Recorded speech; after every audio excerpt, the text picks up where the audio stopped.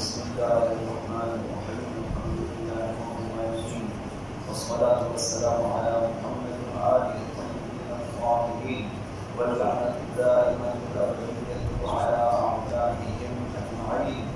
اللهم عجل لوليك الفرج واجعلنا من ورائه وأنصاره وأصلح في خدمته.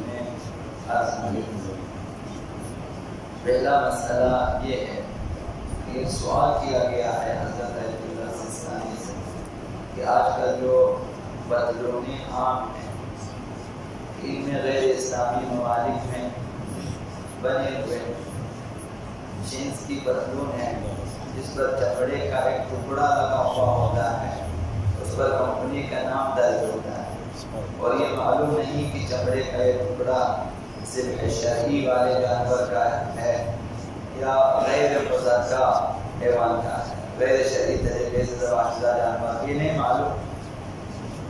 تو کیا اس پتلون میں نماز پڑھنا جائز ہے یا نہیں ہے؟ حضرت ایت اللہ سستانی نے جواب میں فرمایا کہ اس پتلون میں نماز پڑھنا جائز ہے، چونکہ معلوم نہیں ہے کہ چمڑے کا وہ ٹکڑا مزکا جانور کا یا غیر مزکا شرعی طریقے سے ذبح ہوا نہیں معلوم، لہذا اس کے ساتھ آپ نماز پڑھ سکتے ہیں. دوسرا سوال یہ کہ کیا کلون لگا کر نماز پڑھنا جائز ہے اور کیا یہ کلون پاک ہے؟ جواب میں فرمایا کہ پاک ہے، نماز بھی جائز ہے. تیسرا سوال کنکریٹ کے بلاک اور ٹائل پر سجدہ کرنا جائز ہے؟ کنکریٹ لگا دیتے ہیں، کنکریٹ والے بلاک یا ٹائل، اس پہ سجدہ جائز ہے؟ تو جواب میں فرمایا ہے کہ اس پر سجدہ صحیح ہے.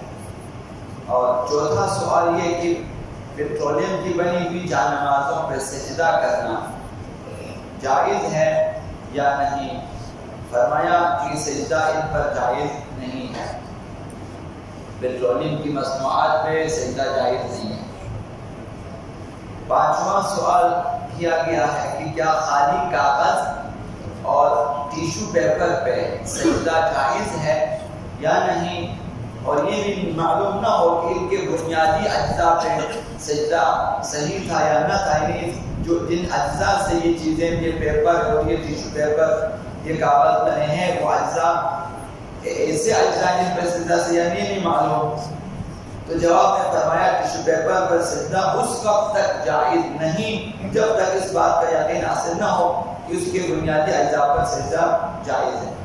البتہ کاغذ اگر کپاس، پٹسن یا ایسی چیز سے بنا ہو جس پر سجدہ جائز ہے تو اس کاغذ پر سجدہ صحیح ہوگا، بشرطے کہ ریشم سے نہ بنایا گیا ہو. تو جن کاغذوں کے بارے میں آپ کو اگر معلوم ہے کہ یہ کپاس سے ہے اور اسی طرح پٹسن سے ہے، ایسی چیزوں سے بنا ہے جس پہ سجدہ صحیح ہے، تو ان کاغذوں پر بھی سجدہ صحیح ہے. ٹیشو پیپر کا بھی یہی صورتحال ہے. تو چھٹا سوال ہے کہ کیا غیر اسلامی ممالک میں رہنے والا روزہ دار غیر مسلموں کو کھانا کھلا سکتا ہے؟ اب شاید ہمسائے ہوتے ہیں، دوست احباب ہوتے ہیں، ان کے ساتھ ملے ہوئے ہوتے ہیں، کام کرتے ہیں، اپنے گھر بلانا تاکہ وہ بھی ساتھ کھانا کھائیں. تو فرمایا بذات خود اس کام میں کوئی حرج نہیں ہے کہ آپ روزہ دار ہیں، آپ دوسروں کو کھانا کھلا سکتے ہو، اس میں کوئی حرج نہیں ہے. اگر دن کے وقت ہے، چونکہ وہاں ان کے پاس روزہ ہے ہی نہیں ہے، جب وہ ان کے ہاں روزہ نہیں ہے تو آپ اس کو روزے دن کے وقت بھی کھانا کھلا سکتے ہیں، رات کو اپنے ساتھ بھی کھانے پہ مثلا انہیں بلا سکتے ہیں. تو خود بذات خود غیر مسلموں کو کھانا کھلانے میں کوئی حرج نہیں ہے.